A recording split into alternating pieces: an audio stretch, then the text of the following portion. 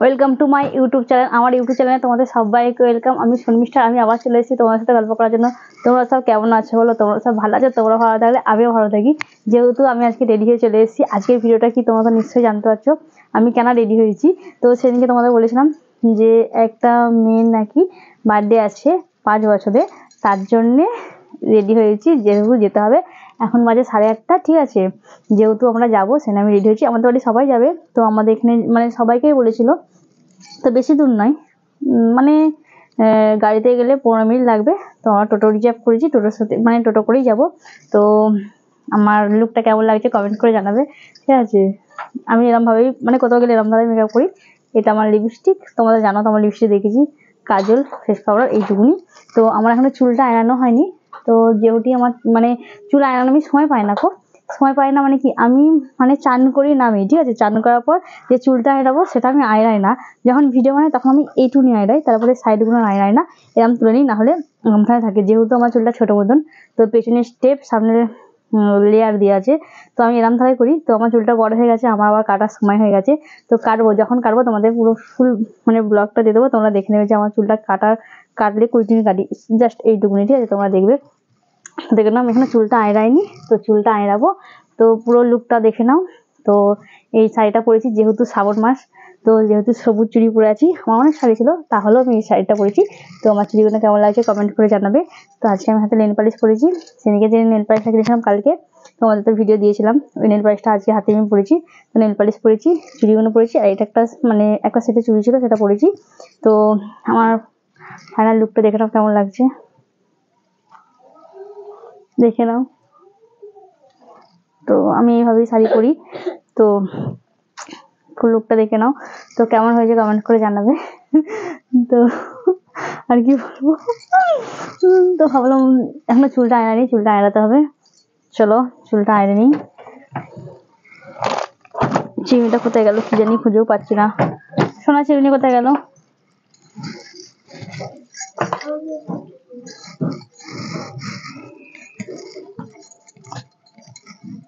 আমার মনে হয় যে চুলটা আয়রালে মনে হয় বেশি ভালো লাগে না, খারাপ লাগে, সেজন্য আমি চুলটা আয়রাই না, এরম ধরা করে রেখে দিই।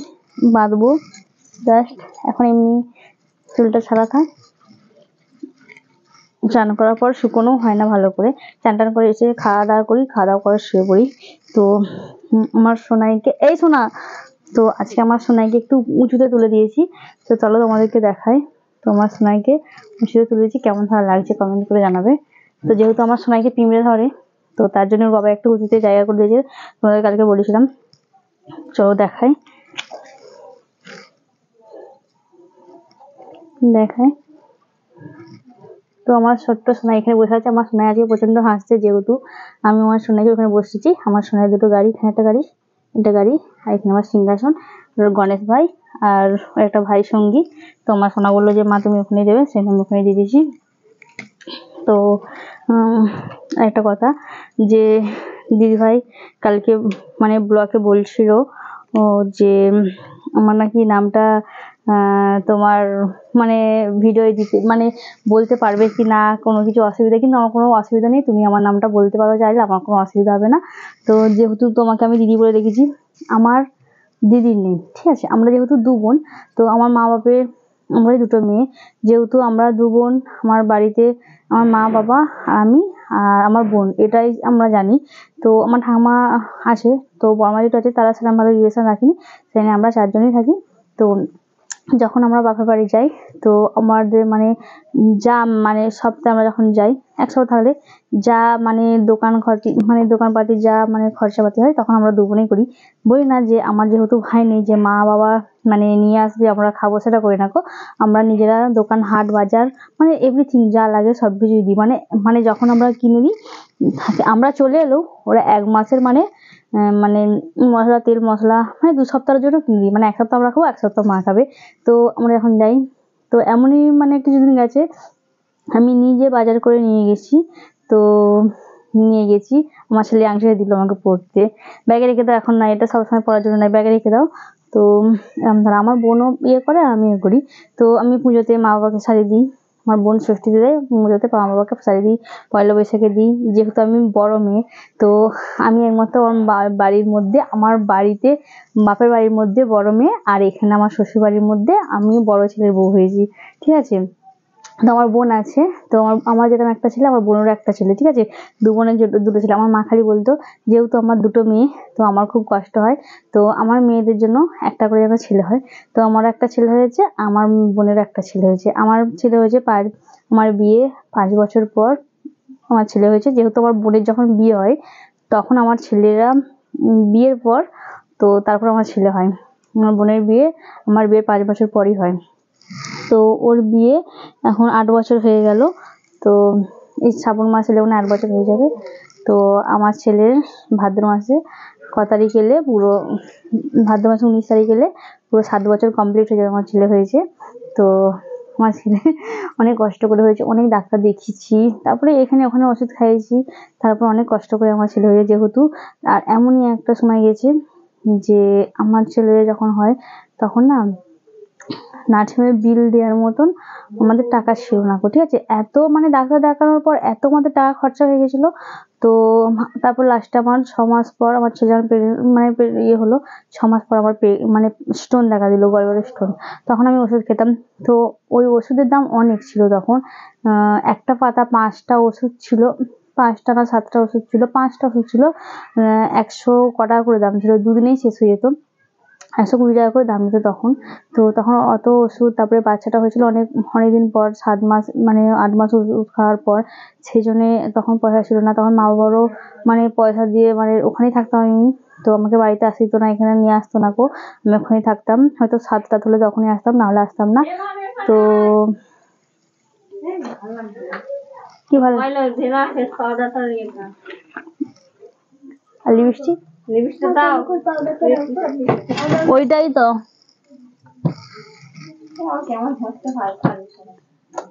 কি বলছো?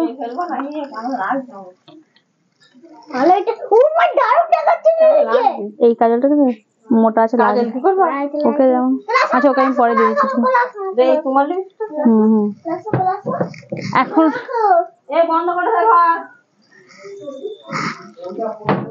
এই রে, তারপরে যেহেতু কি বলতে চাও, হ্যাঁ, যেহেতু অনেক টাকা খরচা হয়ে গেছিলো, তো তখন কি করবে, তখন আমি 30,000 টাকা একটা ভাটিয়া চেন হার বানিয়েছিলাম। তো তোমাদের বলা হয়নি, তো আমি সবসময় পরে থাকতাম। আমার বিয়ে হয়েছে 1 বছর না ঘুরতে ঘুরতে আমার বড় মাকে বানিয়ে দিয়েছিল। তো যেহেতু তখন পয়সা মেটাতে পারবে না, তো স্টোনের এত আমার যন্ত্রণা হতো না, আমি প্রচন্ড কাঁদতাম, গড়াগড়ি দিতাম, ঠিক আছে। তো মাকে বলতে পারতাম না। তো মা ভাবতো যে আমার মেয়ে কাঁদছে, আমার মাও কাঁদতো। তো এরম ধরো অনেকদিন কেটে গেল। তো তারপরে মাঝে আমার মানে এত পেন উঠেছিল স্টোনের, তো আমাকে রাতারাতি নার্সিংহোমে ভর্তি করতে হলো। যেহেতু আমি গাইনোলজিস্ট দেখাতাম, সার্জেন দেখাতাম, জিকে মণ্ডল, ডক্টর জিকে মণ্ডল দেখাতাম। তো চন্দ্রনগরে থাকেন উনি। তো উনি সেট নার্সিংহোমের ঠিকানা দিয়ে দিয়েছিলেন। তখন আমি কি সেট নার্সিংহোমে ভর্তি হয়ে যাই রাতারাতি। তো গাড়ি ফাড়ি আমার নাম্বার ছিল, ভর্তি হয়ে যায়। তখন ভর্তি যখন হয়, তখন বললো যে তোমার রিপোর্ট করো। রিপোর্ট যখন করেছে, ওরা রিপোর্ট করে দেখি যে বাচ্চা কেমন কি আছে না আছে, তাহলে তোমার বাচ্চাটা তুলে নেবো। যখন আমার ফটো হলো, তখন দেখলো যে বাচ্চাটা ছোট, মানে পুষ্ট হয়নি, তাহলে তোলা গেল না। আমাকে 1 মাস সময় দিল যে মেডিসিনগুলো খাও, হয়ে যাবে। তো মেডিসিন খাওয়ার পর আমার মেডিসিন খাওয়ার পর আমার মানে 1 সপ্তাহের মধ্যে আমার বেবি হয়ে গেছিলো। তো আমার 9 মাসেই বেবি হয়েছিল। তারপরে আর আমার যে 1 ভরি ভাটিয়া চেনটা ছিল, সেটাও আমার মানে ছেলের জন্য আমাকে বিক্রি করে দিতে হলো। যেহেতু তখন 30,000 টাকা ভরি ছিল, তো তখন আমাকে 27,000 টাকা দিয়ে বিক্রি করে দিতে হয়েছিল। যেখান থেকে কিনেছিলাম সেখানেই আমাকে বিক্রি করে দিতে হয়েছিল, এরম ধারা। তো আমারও মানে যেহেতু আমার মানে বিক্রি হয়ে গেছিলো, তো ওই সোনাটা বিক্রি করে তো আমার সোনা হয়েছে, মানে আমার ছেলে, আমার সোনা হয়েছে। তো সেই জন্য সোনা বিক্রি করে যেহেতু আমার ছেলে হয়েছে, সেজন্য আমি আমার ছেলের নাম সোনা বলেই ডাকি। তো আমার ছেলেকে সোনা বলেই ডাকি। তো আমার মানে মা থেকে, আমার বোন থেকে সবাই মানে সোনা বলে, ছোট সোনা বলে ডাকে। তো সোনা তার ভাইকে কি বলতে হবে, তার ভাইকে শোনায়। তো আমার একে সোনা, ছোট ছেলেকে শোনায়। তো আমি আমার ছেলেকে সোনা আর ওকে সোনাই বলেই ডাকি। তো আমি আমার দুটো ছেলেকে পেয়ে অনেক খুশি, অনেক হ্যাপি। আমি সবসময় আমার ছেলেকে সবসময় চোখে চোখে রাখি, যেখানে যাই না কেন, আমার যত কাজই হোক না কেন, আমি আমার ছেলেকে আগে সামলাই। ছেলেকে খাওয়ানো দাওয়ানো সব কিছু, মানে একটু শুয়ে থাকলে আমার ছেলে কোথায় গেল আমি সবসময় দেখি। যেহেতু আমার অনেক কষ্ট করে আমার ছেলে হয়েছে, সেজন্য আমি আমার ছেলেকে সবসময় দেখার চেষ্টা করি। তো আমার ভিডিওটা কেমন হয়েছে বলবে। ভিডিওটা অনেক দূর হয়ে গেল, প্লিজ কিছু মনে করো না, আমার ভিডিওটা একটু ওয়াচ করে দেখে নেবে। তো কেমন হয়েছে কমেন্ট করবে, আর আমার লুকটা কেমন হয়েছে সেটাও কমেন্ট করে বলবে। তো চুলটা বাঁধো, প্রচন্ড গরম হচ্ছে। তো আমি পুরো ঘেমে গেছি, ঠ্যাস ঠ্যাস করছে। তো আর আমি এত মোটা, তোমরা ভাবছো যে আমি বেশি খাই, কিন্তু খাই না। যেহেতু আমার থাইরয়েড আছে, হাই প্রেশার আছে, কোলেস্ট্রল আছে, তো আমাকে সবসময় মেডিসিন খেতে হয়। মেডিসিন বন্ধ করে দিলে আমি মোটা হয়ে যাই। তো আমাকে রোজ মেডিসিন খেতে হয়। তো বিশ্বাস না হয় তোমাদেরকে একদিনকে আমার মেডিসিনের ভিডিওটা দেখাবো। তো কে কে দেখতে চাও কমেন্ট করবে। যেহেতু অনেকটা ভিডিও হয়ে গেছে, আর বেশি দূর বাড়াচ্ছি না, ঠিক আছে। তো চলো ভাই, আমার প্রচন্ড গরম লাগছে। ভিডিওটা কেমন হয়েছে বলবে, আর ভালো লাগলে করতে হবে লাইক কমেন্ট শেয়ার করতে হবে। সবাই সবার পাশে থাকো, সবাই সবার সাথে থাকো, সবাই সবার সাথ দাও। সবাই সবাইকে সাহায্য না করলে কেউ কখনো এগোতে পারে না। তো আমার ভিডিও দেখার জন্য অসংখ্য ধন্যবাদ। যেহেতু ওটা সকালে পোস্ট করব, তার জন্য গুড মর্নিং, আর রাতের জন্য গুড নাইট। সবাইকে গুড নাইট। চলো টাটা বাই। টাটা। আমার লুকটা দেখে নাও।